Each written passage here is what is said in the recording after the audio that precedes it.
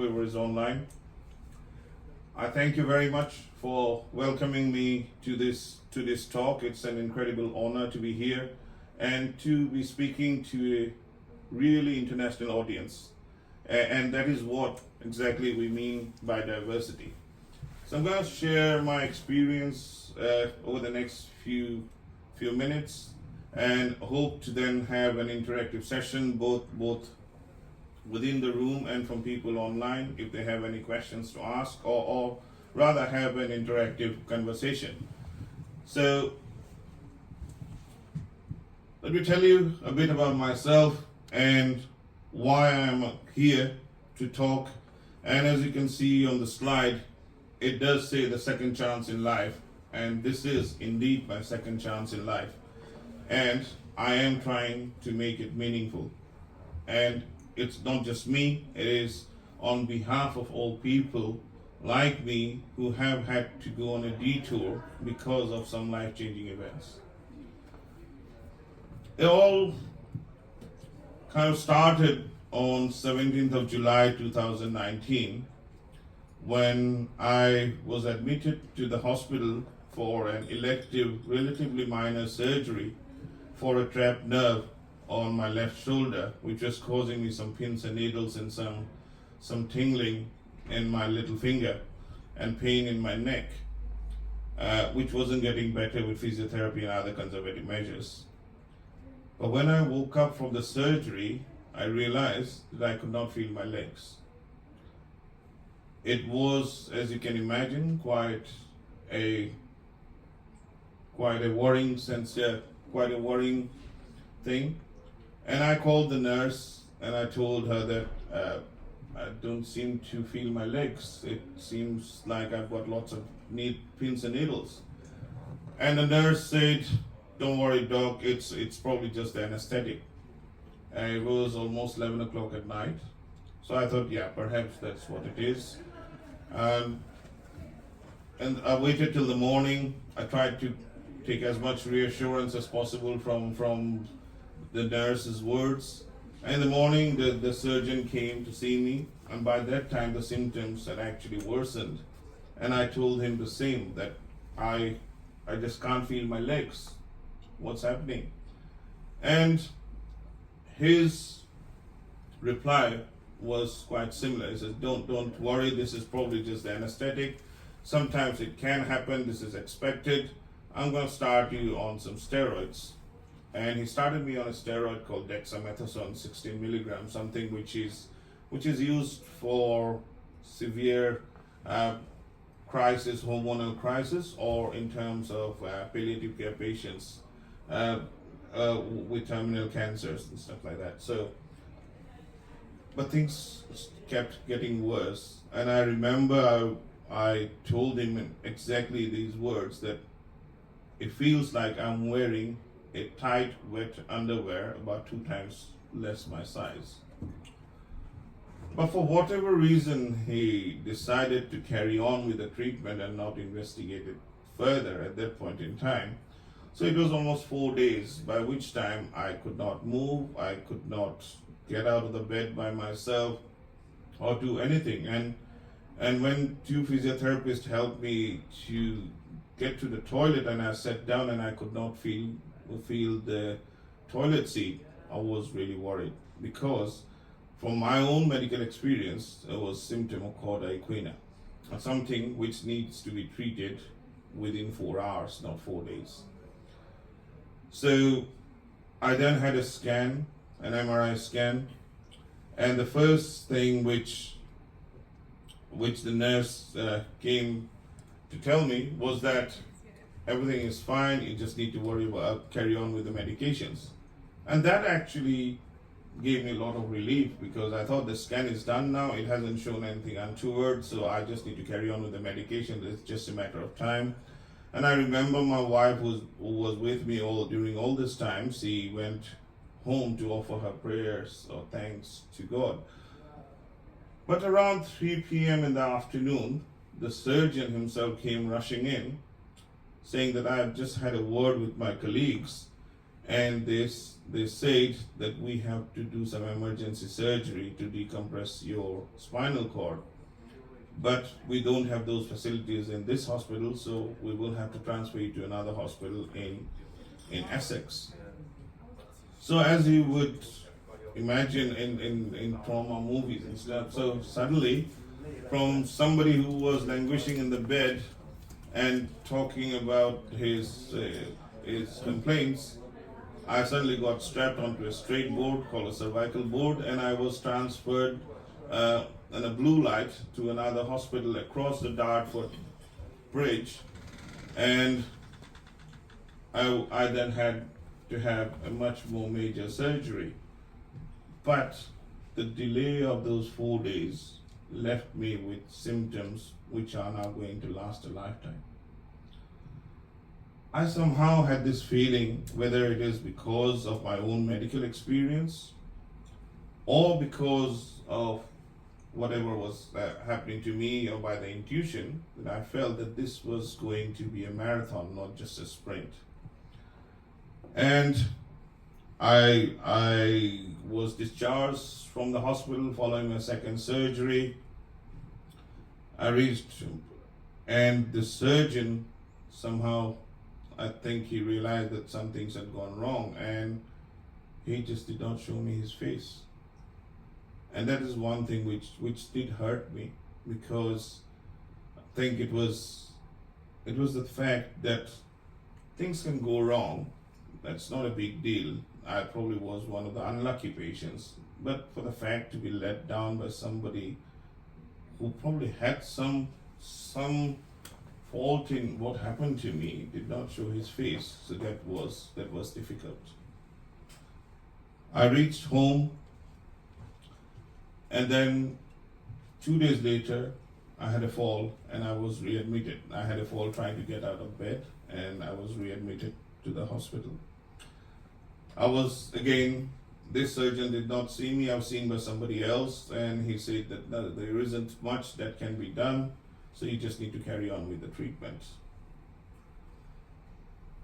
That's when I kind of realized it more, that everything's gonna change now. So things will not be the same anymore. And then my very good friend and next door neighbor, he suggested that we can't leave you like this, we will have to get you seen by another doctor. And he referred me to a colleague of his, a neurologist called Dr. Eli Silva, a South African guy, very renowned neurologist. And I thought, anyway, I have got nothing more to lose, so I might as well go there. By this time, I was completely confined to a wheelchair to be able to move at all, and I had to be helped in and out of bed and with dressing and everything by my wife. So anyway, I went there, and he came out from his room, and the first words he told me was that it's a honor and a responsibility to treat a colleague. And I always remember his words, and the reason I'm sharing this with you is this is not just in the medical field. Whenever we are dealing with colleagues, it is actually an honor and a responsibility at the same time. And today's talk, as the title goes, is about managing on oneself. And by sharing my experiences, I hope I can talk or take you through these principles of managing oneself, because if we are able to manage ourselves, then we can manage everyone else as well. So, coming back to my interview with Eli Silva, so he just saw the scan. He said, you've had a spinal cord injury, and I just have the option to either get you admitted at Stoke Mandeville Hospital or at Wellington Hospital, which is next to the Lord's Cricket Ground. Because he realized that just having physiotherapy once a day or a couple of days at home won't be enough, so I needed intense rehabilitation. So fortunately, I had a private cover by Bupa, and they did agree to me getting admitted to Wellington Hospital. and I was admitted there. So I think it was the second night or so where I needed to get to the toilet for a wee, but I could not get out without anybody's help, and I tried to get to the the bell, and the cord fell off from the bed, so I could not call anyone in time. And being incontinent at that point, I wet the bed, and it was, as you can imagine, it was not the nicest experience in the world to be able to lying down in your own wee. And after a lot of struggle, I finally managed to get to the cord, and I did ring the bell for the nurse, hoping it would be a male nurse to come in. But a very, very nice, very petite young lady, trainee nurse came in, and she did her best in terms of being very professional, very kind in changing me, in stripping me, changing the bed and all that. And first time I felt really humiliated and embarrassed, not just because I was stripped off by somebody else and not just because I could not help myself, but also because of the fact that I had done the same to so many people as a doctor to my patients, and I didn't realize what they had felt at that point in time, because I was just a doctor at that point, and I was just doing my things as a procedure, not really appreciating what that other person might be feeling.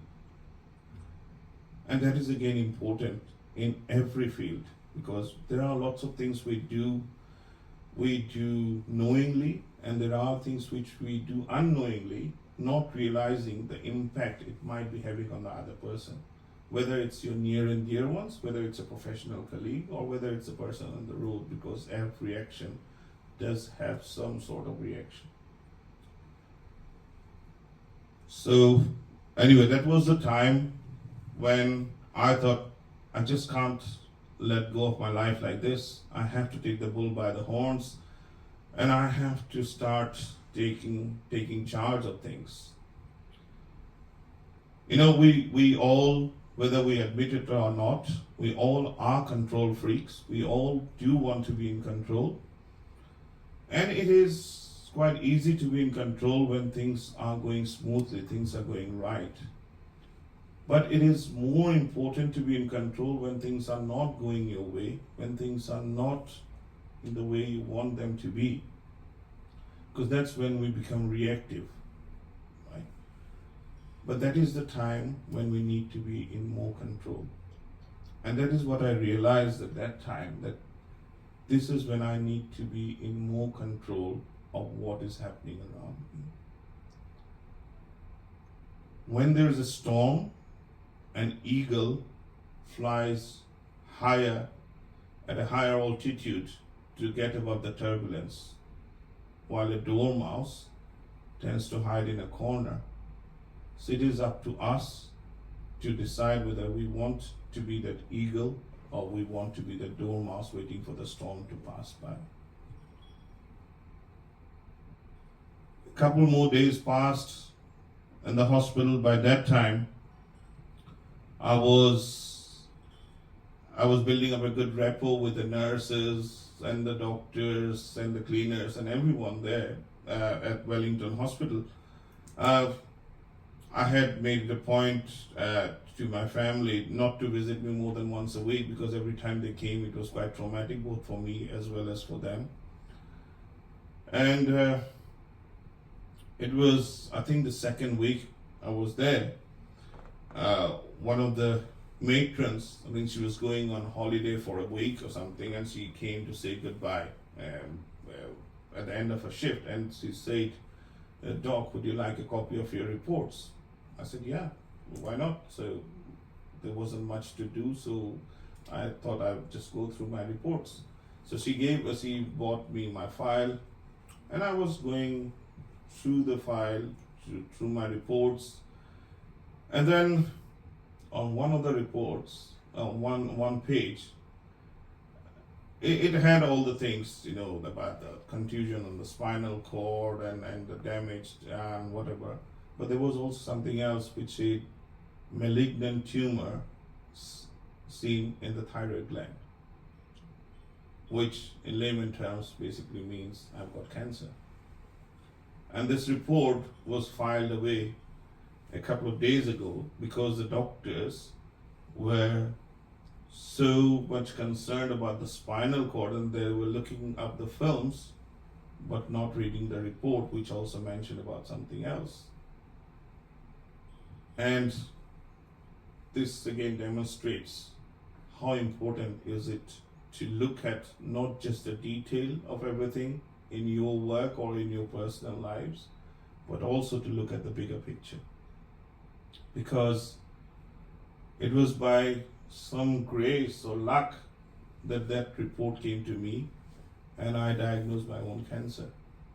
So I called up Eli and told him that, Eli, I think I have got cancer. And he was shocked. He said, no, it can't be. I said, no, Eli, I think it is because it is on the report.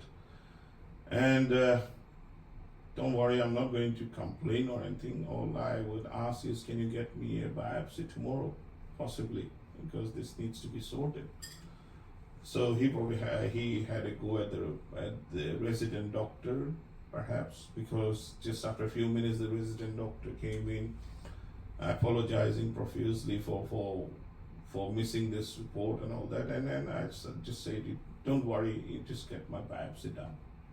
Again, I don't know whether it was my experience of being a doctor myself and dealing with these things that I reacted like this, or if people without the medical experience would have reacted differently. I don't know. But somehow it didn't scare me at that point. If anything, my first worry was, how would I let my family know? Because the word cancer carries a very negative connotation, and I was just worried how they would react. Unfortunately, the private insurance was in my wife's name, so I had to let her know. Otherwise, I wouldn't have. But I had to let her know, and as you would expect, there was a lot of anxiety and tears and all of that, because they all thought I was just going to die. But for me, it was almost like it gave me sort of enlightenment, in the sense that it made me feel like now I have seen the worst. I have diagnosed myself of 2 life-changing conditions. So that means I need to have more urgency in ticking off my bucket list and make my life more meaningful. So I was never scared of death, because death almost kind of fascinated me. And as a child and as a teenager, I used to write poems and things, and I had written several times about death, to the point that people had even asked me why would I be so fascinated. And I thought, because nobody has seen what death means, or what exactly it means to be on the other side. But what I was really scared was to be half dead, to be a vegetable. And I'll come to that as to why I was so scared. So anyway, when this diagnosis was done, I had my biopsy the next day, and even before putting the needle in to have the biopsy, the radiologist said that it is most likely to be cancer, but I'm quite happy that it hasn't spread anywhere else, so we can still get it operated. So I was then referred to an ENT surgeon who did the operation at Guy's Cancer Center, and he did say that I'm glad that I did the operation when I did it, because it was bigger than what it was showing on the scan. So at that point, I also knew that everything will change now. I had to have a change in my house. I had to have changes in the car to be more disabled friendly. But what was most important was to have a change in my mindset. Because if I just gave up, which was the easiest way, then I would just be stuck there. instead, if I could be more positive and try and take things as they come, living one day at a time, I could still be more useful.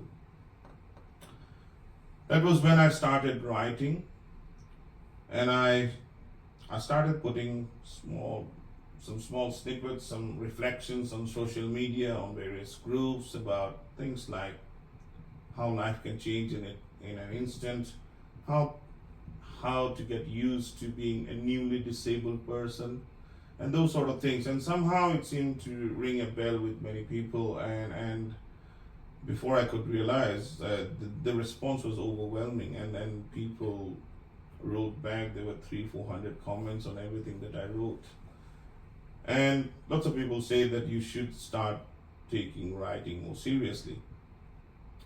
That was also the time when, because I spent nearly 7 months in the hospital, when I thought I need to do something useful, and I did my MBA from Cambridge University, and I'm glad I passed under those circumstances.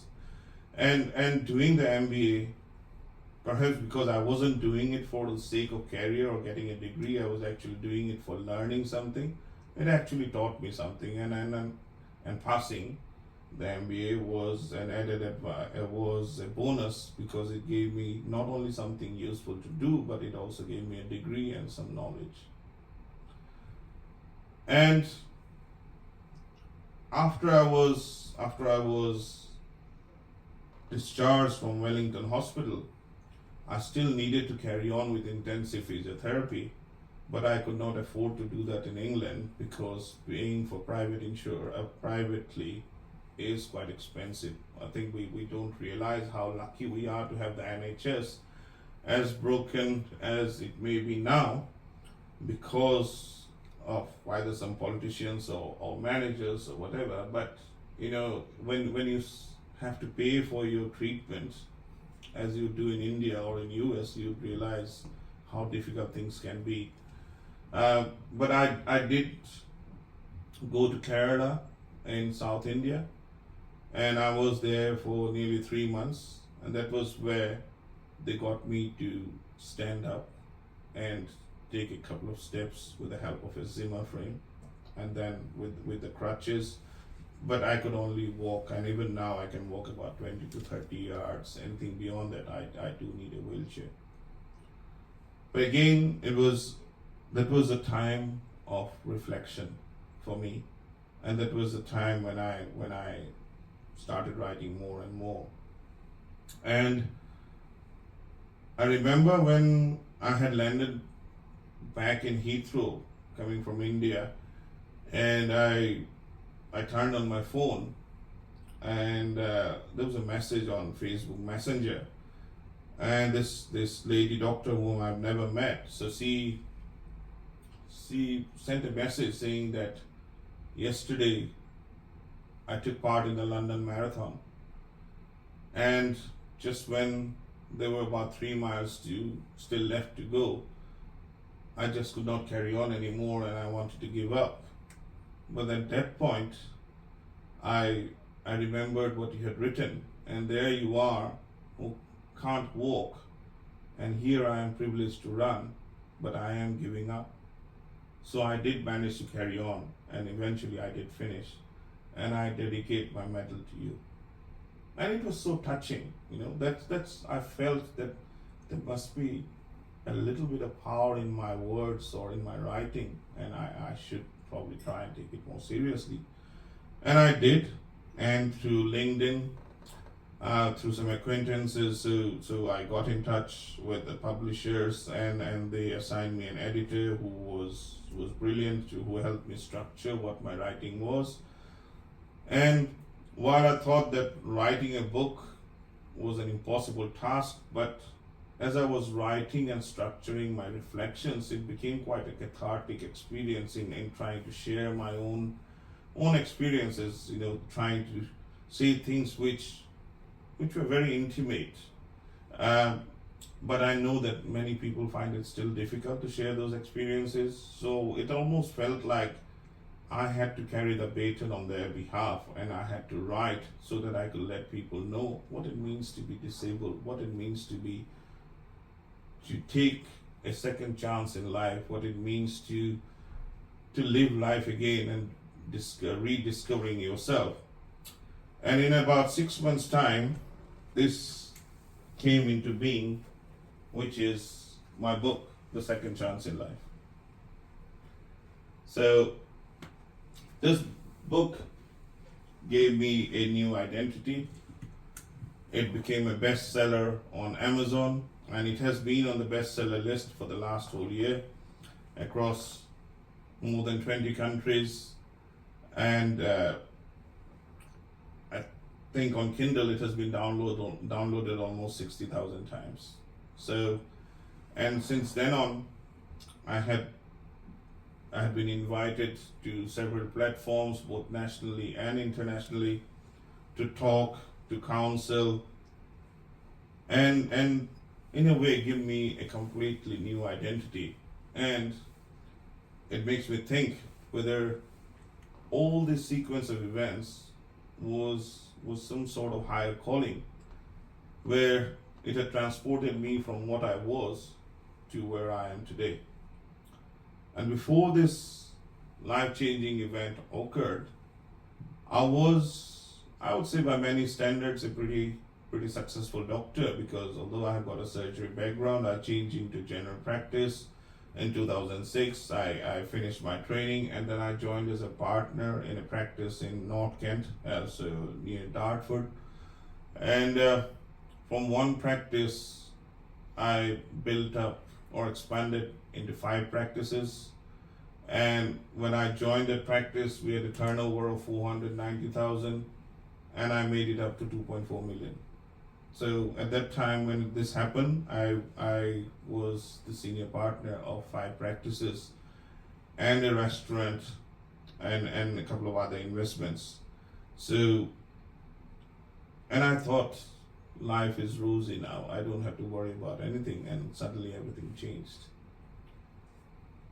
Which again, looking back now, is a lesson that, I didn't appreciate my good times when I had them, because I had got into that spiral of just working all the time and thinking that I would enjoy when I retire. But we need to have that fine balance to be able to enjoy every moment that we have, because we don't know what lies around the corner. But at the same time, it is also best to check for any leaks in your roof when the sun is still shining, rather than waiting for the rainy days. So on one hand, I have some regrets that I could not see my daughters growing up, because I was working 15-16 hours a week, hours a day, every single day. But on the other hand, I think now I'm in that cusp where I don't earn enough, but I earn more than enough to get any benefits. That's the way it works in this country for some reason.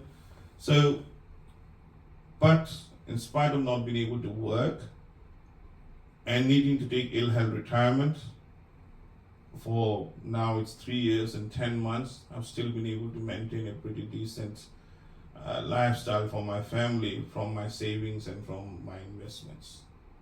So it is important to make hay while the sun shines, but it is also important to make sure that you enjoy every moment of your life and also appreciate what has been given to you. We get lots of clues by our intuition, because intuition is something which is very underrated. But I believe that intuition, or our gut instinct, does play a big role. But often these clues are encrypted. We have to be receptive enough to be able to decipher those clues. But sometimes too much intelligence, too much learning, too many degrees actually take you away from that instinct.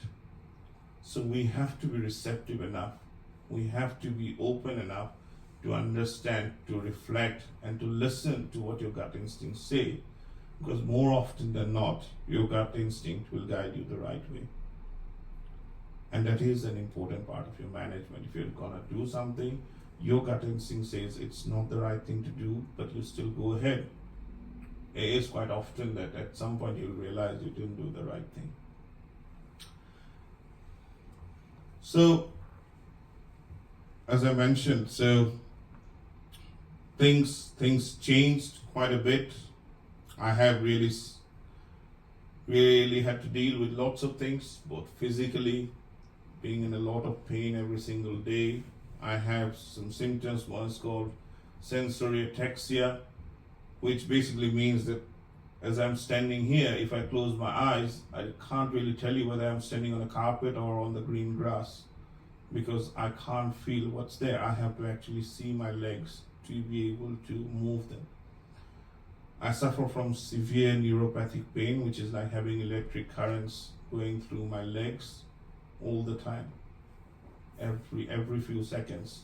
I take about 16 to 20 tablets a day, and I don't know how much they're helping, but I know if I don't take them, it gets worse. But I have managed to come off all the opiates, all the morphine-based drugs, because they were really creating havoc in the system. But more than any of the medication, what can help you get better is either by distracting yourself from this pain or focusing on something other than your difficulties and your pains. And that is what I try to do, because it is important again to realize that there are two kinds of things in this world: things which we can change and things which we can't change. And I think that's a very important thing from the management point of view as well. Because there are certain things which we can control and we can change, but there are certain things which you can't. Like, for example, you're going down these stairs and you have a fall and you hurt yourself, so that might be out of your control. Somebody else tells you something bad, somebody else says something behind your back. You can't control those things. But what you can control is how you react to those things. For example, I have been called a cripple. Yeah, so I've got a restaurant in Sutton called Samsara Restaurant, and there I am, and then sometimes I do help out as a waiter as well, and can't do much, but I do take orders.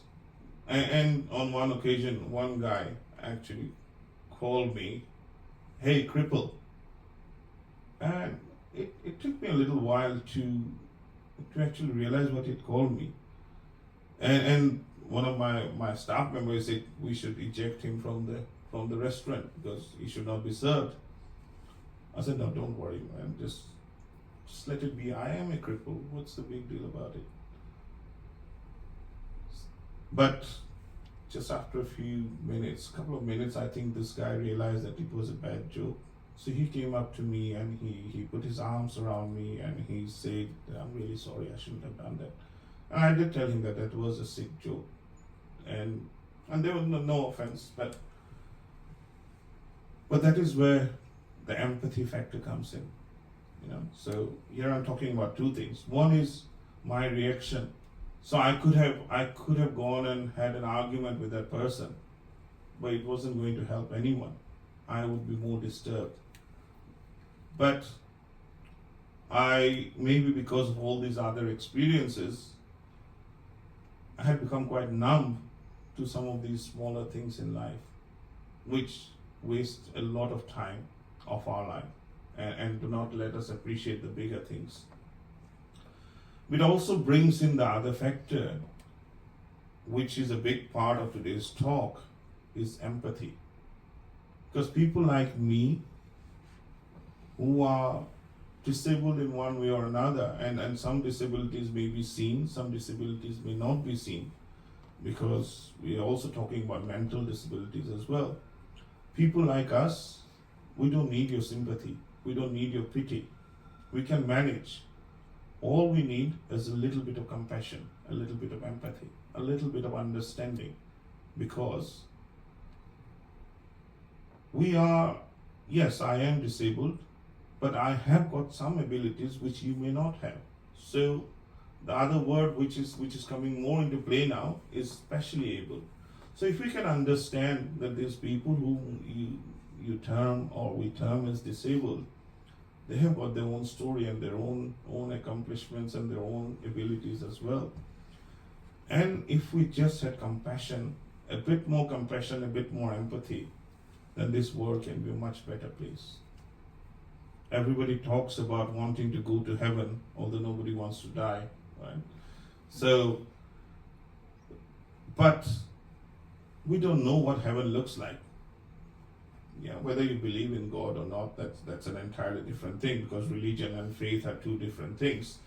But if we are really thinking about going to heaven, a place that we don't know what really is or whether it really exists or not, why don't we think about making this planet where we are in, this this earth that we are in, why don't we try and make a heaven out of this within this life?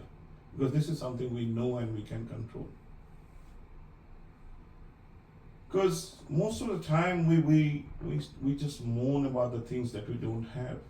We compete with others. You look at somebody else's house being bigger than yours, somebody else's car being bigger than yours, somebody else going up the promotion ladder faster than you are. You might feel that, yeah, for some reason that guy is getting appreciated while I am not. I am putting in more hard work. But that only creates more frustration. That only creates more negativity. And negativity is one thing which attracts more negativity. And it doesn't let you be in peace. Instead, if we can just compete with ourselves, and our benchmark should be that I try to be a better person than what I was yesterday, then believe me, you don't have to compete with anyone else. The more we chase money, the more we chase success, the further those things go away from us. But if we believe in giving quality, and if we believe in doing our best and be the best in what we do, then money, success, these are all byproducts. This will come by itself. I have seen the highs and I've seen the lows. And often, it's difficult for everyone. It is frustrating for people who haven't tasted success, but it is even more difficult for those people who have tasted success and they have lost it all. And it takes a lot of determination to come out of that spiral, to climb the hill up again. And that is what I'm trying to do. And that is why I'm telling you all, not telling you all, suggesting to you all that we don't need to compete with anyone else. We just need to compete with ourselves. And as much as money is important to us, yes, of course it is, because if somebody says to you that money cannot buy things, or money can't buy you happiness, actually money can buy you lots of things which can give you a bit more happiness. So it is important, but it is not the end product. It's a means to an end. And there is also the difference about your needs and your wants. Yeah. We have our needs. Yes, we need something to wear. We need a place to live in. We need a car to drive, or maybe some modes of transportation. So these are our needs.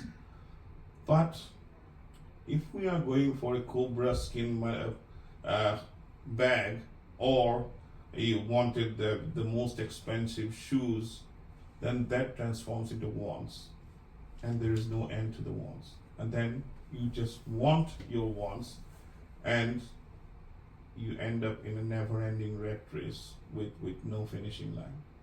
So it is up to us where we draw that line.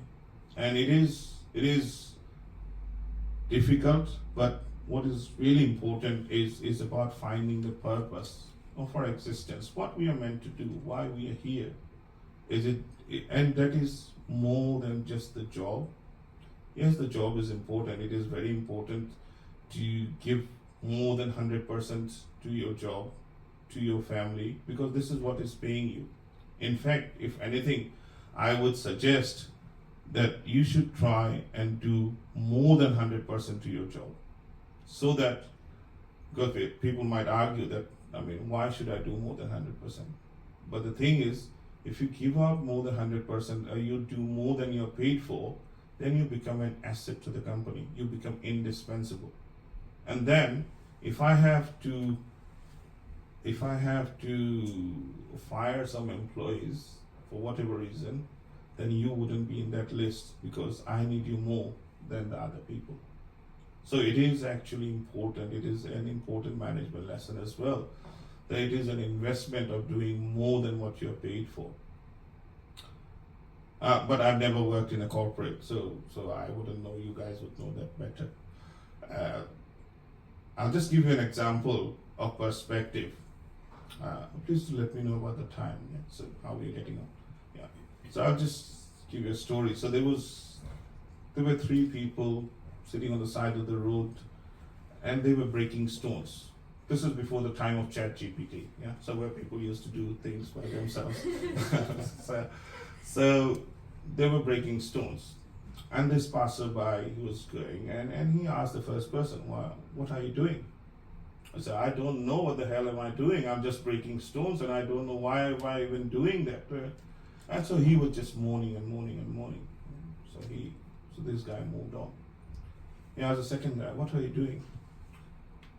He said, I've been asked to break stones. I don't know why am I doing it. I'm just grateful that it's paying for my bills and it's feeding my family. He moves on to the third person. He says, what are you doing? He says, you know what? I'm breaking stones, and these stones are going to be a part of the building that's going to be the first hospital in my village. And I'm so grateful to be a part of it, because I'm contributing towards it. So you see, these are 3 people doing the same job with 3 completely different perspectives. And the third person is much more blissful and happier at what he is doing, because he appreciates and he understands the value of his job, while the first person is making a graveyard of his life because he's just moaning about it. The same applies to us.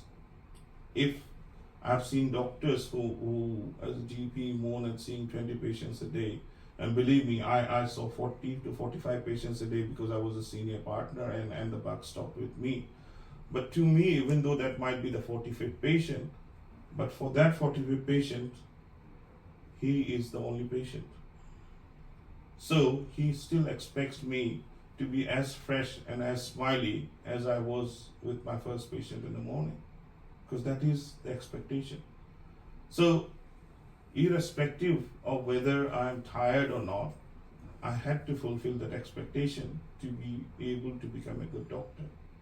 So similarly, so if we can enjoy our job, if we can enjoy what we are doing, and it's not just job, it's about everything in life, then it becomes a lot easier. You don't have to watch the clock all the time. Because getting to do what you love is being very fortunate. Because if you love singing and you become a singer, a very successful professional singer, then that's great. Doesn't happen every time. Yeah, it's 1 in a million sort of thing. But if you love what you do, then that turns from a job into a passion. So, and there is no job too big or too small. And that is something I have learned in the UK, in the West, about the dignity of labor. Because I come from India, and I know in India, if you are a driver, or you're working in a shop, or you're cleaning dishes, you don't have much respect. Things are changing a bit. But here I have learned, yes, there is the dignity of labor, and that is something for us all to learn, because there is no job too big or too small. Because imagine your life if you are entirely dependent on your cook or your nanny, whom you don't regard when they are there, but you have to attend an emergency call, and you don't have somebody to look after your children, then that person becomes the most important one. So it is all on the context, on the circumstances. So it is therefore important to respect and understand not just our own roles, but also what the other people are doing around you. Because it's like a clock. Yeah, our life is like a clock with thousands of small wheels inside it. And if one of those wheels do not work in synchrony with the others, then your whole life will be in disarray. At the same time, it is also important to understand that our worst enemy is our ego. It took me a long time, and I think it is only maybe because I've gone through these experiences now that egos and all doesn't matter to me anymore. But if we really want to learn something, the first thing we have to do is to unlearn or convince yourself that you don't know enough. If you already think you know enough, you're not going to learn anything. And you learn from your peers, you learn from your seniors, you learn from your juniors, you learn from every person you come across. And not just every person, from everything, from every book you read, from every journey you have made. There is something to learn, but we have to keep an open mind. My brother has passed out from, has done his engineering from a college near Mumbai. There's a place called Ichal Karanji. And when I visited him, I remember 20 years later now, still, because on there was a plaque which is learning place ahead, leave your ego behind. And that is exactly what we need to do. It's like, I would give the analogy of being like water. You know, if you put water in any vessel, it'll take its shape. You mix water with most things, it will just mix and take that color. It doesn't have a color of its own. It flows down like a river quietly, but it can also bring on a flood and a tsunami. It gives life, but it can also erode the strongest rock on its path over a period of time. And that is what our life should be. We should not be making noise with our voice. We should be making an impact with the things that we do. We should be able to give up our ego and mix with everything that we can. At the same time, not be walkovers, of course, but mix with everything or everyone that we can, but we still have that determination and be able to make that impact like the water does. I'm sure you all do. You are all doing a great job, and you will be doing even better in the future. The other thing which I would like to say and thank is my family and my real friends. You know, and I put an emphasis on this word real, because you will come across many people who are your fair weather friends. As long as you are paying the bills in the restaurant, as long as you are able to give something to them, they will be with you.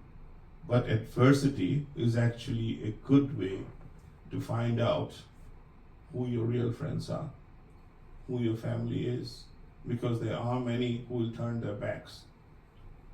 When I was a millionaire, I had many friends. I was a case study for many people who came in as an immigrant. They wanted to know people. People have written about me as to what a first generation immigrant has done.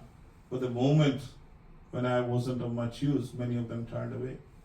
They wouldn't pick up my call because just in case I might ask money from them or any help from them. But at the same time, I have been blessed with people who have come out of the blue to help me.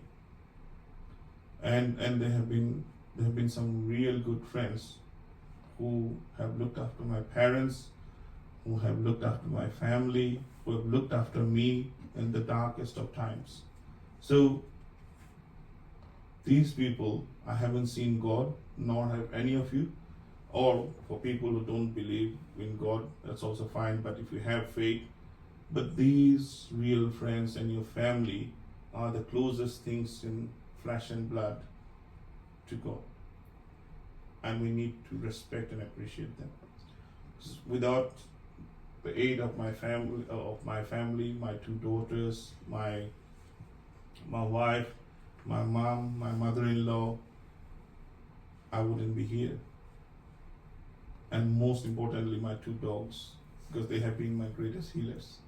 Because they have been, there's so much to learn. We call human beings as the most evolved race, but actually there's so much to learn from these animals, because they don't have any malice at all. They don't know how to be angry or upset with you. They don't have a sense of time, whether you're away for 5 minutes or you're away for the whole day. But the moment they see you, they will come up to lick up to you. So, and I have got a interesting story actually. When I was discharged from the hospital after my second operation, for those couple of days while I was at home, I got two big dogs, one German Shepherd called Snoopy and one Labrador called Shadow. And Abhay has seen them and he's scared of them. So, but this big boy Shadow, who at that time was about 110 pounds, so he took a strange new habit of coming and licking my neck, and I just could not get him off me. He would just come and lick my neck, and this was something he had never done before. But he would just get on top of me, just started licking my neck there. And just when I got admitted, a week later I was diagnosed with the cancer. And then I had my operation before I came back home. And this time when I came back home, he wouldn't do the same to me. So till this day, I don't know for sure whether actually he knew that there was something wrong, or whether it's a gift that they have got. But they have been such great healers. They just know when I'm in pain, when I need them, and they will just come up to me by my side. So it is important to be appreciative of your family, your loved ones, whether it's humans, whether it's animals, because they are the ones who keep you going. And you don't know who you have met today on the road, maybe your savior at some point in your life. I've got another story, and these are real life experiences. When I applied for my ill health retirement, it should be within 3 weeks according to the NHS stipulations. But it took me almost 8 months, and then I had to pay someone to finally get my pension and all that. But I suddenly got a call from a guy. His name was Graham something. So Graham called me and he said that, I've just got your application today, and it just doesn't seem right. It seems like you'll be paying about 78,000 tax on the pension that you'll be getting. So I suggest that you send me all your clinic letters, you write a nice cover letter, and I will pass it on to the medical officer and everything, and I'll see if I can get something done, if we can get you some sort of reduction. I said, yes, why not? I'll be very glad. He said, I can't promise you anything, it might take up to 40 days. So that evening itself, I sat down and I sent him all the clinic letters with a covering letter. And then on Tuesday, so that was on a Friday, on Tuesday he called me again the next week to say, the medical officer has gone through your reports. She is very upset what has happened with you, and she had got in touch personally with HMRC, and they have written off the 78,000 tax. Yeah, and I said, I just can't believe it. You've been so helpful. So I said thanks to him, and then he said you should get your money by next week. So next Monday of the following week, I got the money into my account, and I sent an email to Graham just thanking him for all the help that he has done. And I didn't get a reply. So I waited another few days, and then I called back the NHS pensions office to say I just wanted to speak to Graham to thank him. He said Graham has left the job. your thing was the last thing you did. So just imagine, I mean, how things can happen. And that is where, you must have heard about the law of attraction. So, if you desperately need something, sometimes the stars actually align their way. At the same time, if you're really scared of something, you're really afraid of something, and you don't want that to happen, that might actually be the thing that happens to you. And that brings me to what I said before. I was always scared of being half dead or being a vegetable, because my dad had a stroke while he was still in his job, and he lived on for another 21 years, but he confined himself to the wheelchair. He just gave up the day he had the stroke, and he was actually in coma for almost 29 days. And we had to sell off our second house and land and everything to pay out the hospital bills. But he survived, but he had no quality of life. And I saw my mom being his carer, and the last thing I wanted for my wife to go through the same. But that's what has happened. But I didn't want to be like my dad and give up, and that's why I have tried my best to be on my feet as much as I can, to try and make some use of my life as much as possible. Because if you die, it's not a problem. It might be a problem for others. I'm probably worth more dead from insurance than I am alive. But but it is important not to give up and still make some useful contribution in whatever way you can. So I think I have taken up quite a lot of your time. I just want to finish my talk by just a simple poem that I had written yesterday. By the way, I have also got a second book on Amazon. Would you mind just so that's called Reflections from the Heart. It's an anthology of 100 poems. So both of these books are available. Thank you. So both of these books are available on Amazon if you want to check them out. So I do sometimes write poems, and this is what I had written for today. It's called An Eagle in the Sky. In a world where challenges abound, where the weight of disability just is so profound, I stand high and tall, though I cannot walk, with a spirit unyielding, with dreams that do talk. Oh, how I yearn to run, to chase and play, to dance freely in the light of the day. My legs do falter, my steps so slow, but deep within me, yet a fire aglow. Like that eagle I long to soar, to touch the heavens and forevermore. With feet planted firmly on the ground, I strive to reach the skies where aspirations abound. Nightmares and fears haunt my restless sleep. Anxieties make me shudder, they creep so deep. In the depths of darkness, though, I find a glimmer of hope, the flicker of a dream. For within me lies a strength untamed, a desire to rise, maybe unashamed, to overcome the hurdles which come my way, to prove that yet I have lots to say. Yes, my body may bear the scars, but I do hold the power of death to align the stars. To be the rain in the desert's drought, an epitome of resilience, yes, without a doubt.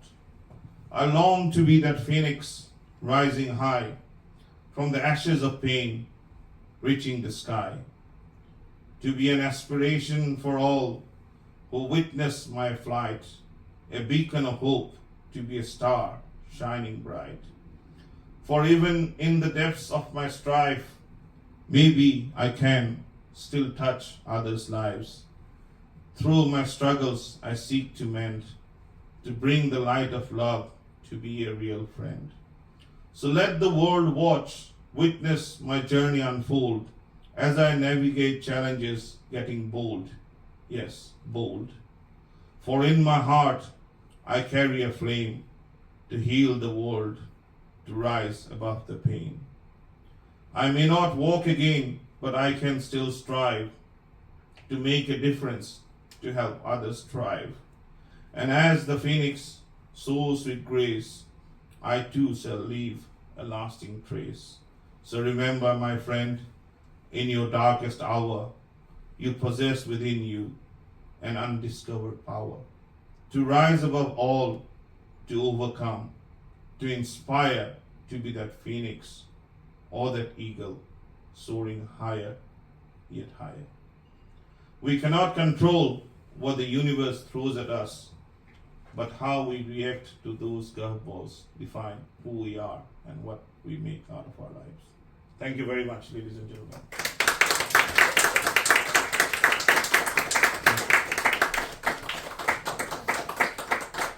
Thank you. So I'm open for questions, either from the audience here and online.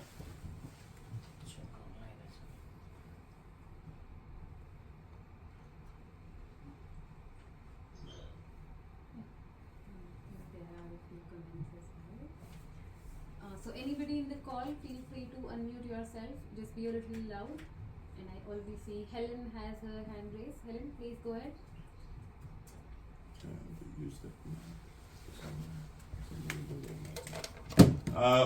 Yes, please. If you have Helen, can I have your question, please? Thank you, Doctor. You've shared selfishly and quite eloquently your journey, and I thank you for that.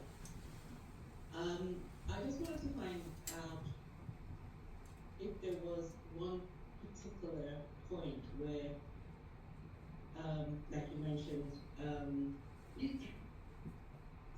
when the nurse came to change you, and it struck you that you, as a doctor, you had done the same, but it was like, it was a moment of realization. It was that the pivotal point where you started to have a different approach to, what was the pivotal point, is what I'm trying to ask. Was there any one particular factor? So what made it change? Yes. Yeah. What made you change your approach to life? I think that was probably one of the lowest points in my life, because till that time I didn't realize how dependent I had become on someone, and how I had almost given up, and I just didn't see any end to anything. It was like being in a dark, deep forest with broken glasses, not being able to see at night. So, but that compassion from her, that feeling, that realization that I did not have the same sort of compassion probably as a doctor when I was doing that with the patients, or just the fact that I was just so easily letting go of myself. I think it was that realization which gave me a different approach, and I just thought that I have now got 2 young kids who were 12 and 9 at that time, that I just can't let go and hang up my boots like that. So I still need to fight and bring some meaning to whatever was left of my life. And I think for some reason or another, I think that was probably the defining point. That was not the only point. I think because I went through all the stages of grief, despair, upset, anger, frustration, and all of that. But eventually, they kind of became more affirmative and more positive. So yeah, so it has been a journey. Thank you. Thank you. So, shall we take the questions from the room if there's any Anyone questions? here who has a question? Hi, thank you very much. That was a really inspiring talk, and I loved all the oh, sorry. Okay, I'll use a microphone. And all the lessons that you shared. I did a little bit of Instagramming on you before the call, and I noticed I came across one where you were talking about spirituality, and that was something that you'd really kind of focused on since things had changed. And I was just wondering, and obviously your restaurant's called Samsara, which is obviously trying to Cycle move of out life, of our yes. sort of birth and death cycle. And a lot of the lessons that you have sort of learnt have quite spiritual sort of elements to it. So if you're willing to share, I wondered whether you could sort of share what perhaps is your greatest sort of spiritual insight since life changed pretty dramatically for you. Sure. Thank you. That's a very, very nice question actually. So when people talk about spirituality, most people think that it's a kind of cliche. Yeah, so you actually don't need to be sitting on the Himalayas to practice spirituality. It has to be a part of daily life. I don't know if I'm spiritually evolved, but I'm definitely emotionally more evolved than what I was. And from the spiritual point of view, I think what I have understood is one, that you need to appreciate every moment that you've got, because you just don't know what lies around the corner. And as I mentioned, that we just get into the spiral of wanting more things, competing with others, running a rat race, and we just don't stop to appreciate. And when I appreciated the fact, or started appreciating the fact, that there is actually always someone worse off than you. So I am disabled, but I'm still here, able to talk to you, standing up for the last half an hour or so. There are many whom I've seen who are just bedridden. So there is always someone worse off. And also, there is usually a reason behind everything which may not be apparent. So there is a reason, there must be. I still haven't found what my reason for my existence is, but somehow it seems to be a little bit less hazier than what it was before. So that's what I would share, that appreciation, affirmation, visualization. So these are important things, and spirituality should be a part of your daily life, and that is what practical value of spirituality is. So I have a question myself. Yeah, sure. So, you said you started writing and that helped you. You were able to vent things, you were able to share your pain on paper. So, in Hindi there is a saying, "Dukh baantne se kam hota hai," which basically means if you share your sorrow, it reduces the pain it's causing you. So, do you think your journey would have been different if you had not been a writer? Like, would you have found something else to reduce it, or? Yeah, I think there are different ways people cope, and there are different ways people share. So, right, for me, maybe writing was one, and not just writing prose. I write a bit of poetry, but my main thing is painting. So I paint, and that was how I earned my first penny as well, because I used to take commission for making portraits, but now because these three fingers don't work, so I don't have the dexterity anymore. So when I do something, it is more of an abstract art. So you can see my paintings on my website. But yeah, different people have different ways. So if I think in some way or another, I got into writing, and as I saw the responses coming, I think it helped me evolve further and taking writing more seriously. But I'm still not a literature student or something. So I just write for the sake of writing, not for the sake of making money or to get a literary critic, Because once you think about, again, those sort of prizes, then you confine yourself. But if you just write, or if you're a singer, you sing or you dance, or whatever way, you can still vent it out. Now you mentioned about sharing sorrow. Actually, nobody's interested in sharing your sorrow. You might want to share it, but nobody else wants, because there is that saying, isn't it? Laugh and the world laughs with you, cry and you cry alone. So your near and dear ones may be with you for a little while if you are sad, but at some point they will get bored as well. So you have to find your own ways. And that is where I think your spiritual or emotional involvement becomes in play. If I had just been saying to everyone that yeah, I am disabled, I have lost everything, very few people would be interested. The only reason why people are interested to listen to me or read my writings is because I try to bring in a positivity and tell them that all is not lost. So I think that's what I would say. Two questions there. Thanks a lot for such an inspirational talk. Thank you. You've gone through so much. Something that is coming from my own sort of personal, unraveling in the mind as well. Do you regret anything anymore now, or have you stopped regretting?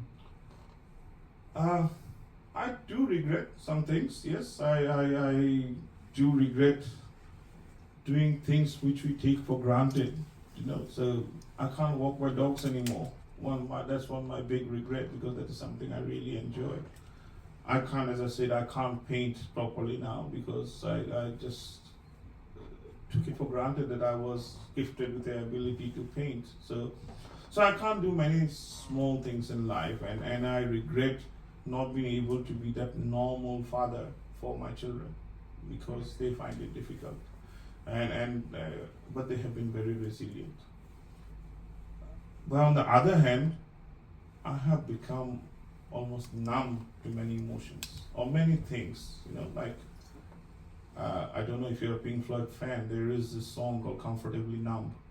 So where actually, because it describes it very well, and then because I have become numb to some of these small egos and stuff like that. So I'm able to appreciate life in a much better way. So, for example, if somebody is in a committee and people want to become the general secretary or the chairman or whatever, and that perhaps would have affected me in the past as well, because I wanted to have a position. Now I don't want to. Now I just, if somebody gives me a position, that's fine. If somebody doesn't give me a position, it doesn't matter. If somebody says hello to me, it's fine. Somebody doesn't say hello to me, that's also fine. I don't care anymore. So I don't know if it's a good thing or bad, but it has given me a bit more space to appreciate some other things. It's about, you may have seen this experiment. So this, if there is, if you take your life as a big vessel, and then you want to put in some stones, bigger stones first, then you put in some smaller stones, and then you put in some sand. The bigger stones being your big milestones, your big achievements, smaller stones being your day-to-day life, and sand being all the things that you don't really need in your life. So if you are able to put in those bigger stones first, then you can put them in. But if you put sand first, in the whole of the jar, you won't have space to put in any of those stones. So that's how our life needs to be. So I managed to maybe take out some of those sand, and I've got some space now. Thank you very much. Thank you. Yes, please. Thank you. Also, I really appreciate the fact that you've taken us on a very intimate and also very inspiring journey to either life. Thank you. So in a way, I think what you just said kind of answered the question I'm about to ask, because you mentioned that we sometimes get confused of the needs and wants in our life.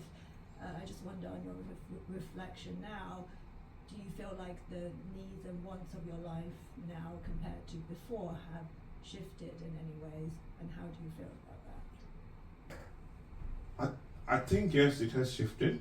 I still have my wants, in the sense that what I have been able to accept is my physical disability and the emotional disability with it, but I haven't been able to cope with the financial instability that I have got now. So my want is a financial security for my family. And also, maybe all those people who have turned their backs on me just because I didn't have the more use for them. I also want to show them that I can still be of use. So I do have that. But certain things, as I say, those wants, doesn't matter anymore. I don't need to wear a branded shirt. As you can see, I used to be in a suit and a tie for the last 21 years of my medical practice, because that's what is expected of a GP. But now I cannot button my shirts. That's why I'm wearing a sportswear, and it doesn't have to be branded. So, because I think what is important is to have branded thoughts than a branded T-shirt. So, if that answers your question. We have one question from Zoe, and Yeah. the question is, you mentioned that disabled people don't require pity but compassion and consideration. Could you also share any actions of allyship that non-disabled people can take to remove barriers and improve inclusion for differently abled people? Thank you. Thank you very much for asking that question. In fact, that could have been the mission and vision of this talk. That's because it is important. I think the best way somebody can be empathizing, more empathetic to a person with disability, I think, is to be able to put them in their shoes, put themselves in that disabled person's shoes. Yeah. So if you want to understand how a blind person lives, just blindfold yourself and try and walk around the room and see how it is. If you want to know how a person with limited mobility like me copes, strap yourself on the wheelchair for the day and see how life it is. Yeah. So that would give you an actual idea. I understood more about, I always had a very good rapport with my patients, but I understood more about my patients' needs when I became a patient on the other side of the fence. Because then I went through every single emotion that a patient has. And that now when I'm in lots of these doctors group, and then one of the favorite things doctors do is to moan about patients. So just like we normally moan about our jobs and everything, right? So I tell them that, people talk about, this chronic pain patient comes in, he only wants the opiate drugs, and he's a drug addict. I said, this is my experience of being a chronic pain patient. So just don't generalize everything, because everything is generalized. So one of the other things I would suggest is try not to generalize, because although all of them can be classified as disabled, but every single disability is different. So every person, even with blindness, even with visual impairment or hearing impairment or mobility problems, but every person is different. So treat everyone as an individual. I think Mikhail, sorry. So he mentioned about stereotyping in his introduction. So that is what we need to break. So we need to break the stereotype of stereotyping people with disabilities or with a different looking skin, with a different looking color, or with a different sexual orientation. So not everybody is same. Everybody is an individual. So if we understand that and we place ourselves in that category, and also try and make your own decision, you're not on the basis of what another person has told you, because then our observation becomes biased. If you're going to meet someone, for example, you were coming to meet me, and somebody had told you that this guy is just going to waste your time. So when you come in, you already have that already built up, that this guy may be wasting my time. Yeah. If on the other hand you come with an open mind, that let's go and see, this session might be useful, it may not be useful, but let's go and see. So that's a different perspective. So again, whether you're dealing with a person with disability or for anything else, well, for that matter, when you're meeting a person, just go with an open mind. Don't prejudge what or pre-assume what you'd be doing. So I hope that answers the question. I have a follow-up question, but probably we Yeah. can carry on the conversation because it's 1:30 already. So I think probably I'll ask this one last question, and then you can say. Yeah, it's if I'm here. So, what's a polite way of offering help? So, for example, I think that's a follow-up question to Zoe's question. So, Right. for example, this morning you asked me if I could hold your coffee mug for you, but Yes. I wanted to ask you beforehand, but I did not want to make you feel that I don't need your help. Why are you even asking me? So, what would be a nicer way to offer help? Again, that's really important, and I'm very grateful that you've asked, because Most of the time, yes, lots of people do need help. Sometimes people genuinely don't need help, but sometimes there's either an ego issue in asking for help, or there's also that scare, a bit of scare, that what will be the reaction if I ask for help? How will they see me? Yeah. So I think the best way is to be open and ask the person. So rather than assuming he might need help, he may not need help, he might like this, he may not like this, so you just say, I'm here. If you need any help, can you please let me know? So that is the best way. So you asked me that. See, I normally I would have come here on a wheelchair, or I would have my mobility scooter, and they park the car on that side. But today I made it a point that I will try and walk. So although it was a little bit of distance, but I tried that as my physiotherapy sort of thing. And Abhay offered to carry my bag. I said no, I'll try and do it. So because he had his own bag to carry as well. So but at the same time, at that point when I was holding my 2 sticks and I could not hold the coffee mug, there's no point in me trying to be brave and try to hold the coffee mug because of my ego and then stain the carpet because the mug fell, I fell, isn't it? So that's why I asked for help. So it is a two-way thing. But yeah, rather than assuming whether somebody would need help or not help, just ask. Okay, no. Yeah, absolutely. Yeah, I think most people will agree with that. Yeah. I think we can carry on the conversation, Can but we for have the the ones last- online, I think we Sorry, can we have the last slide as Yes, well? yes. Yeah. We Share it on the just screen. close, I just see it coming up.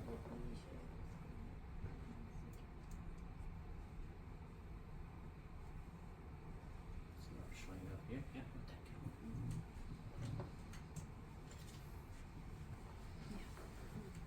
Guys on call, can you see the screen which says the organizing team?